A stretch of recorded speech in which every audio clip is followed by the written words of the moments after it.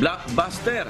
Ganito inilarawan ni Commission on Elections Chairperson George Erwin Garcia ang pagsisimula ng paghahain ng Certificates of Candidacy o COCs para sa nalalapit na barangay at sangguniang kabataan elections o BSKE.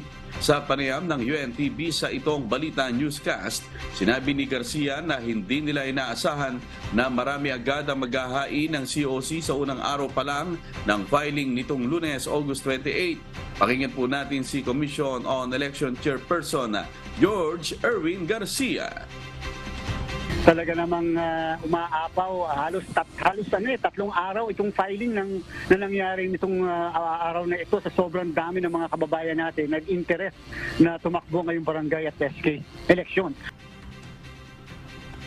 Sa kabila nito, naging generally peaceful naman umano ang unang araw ng filing ng COC.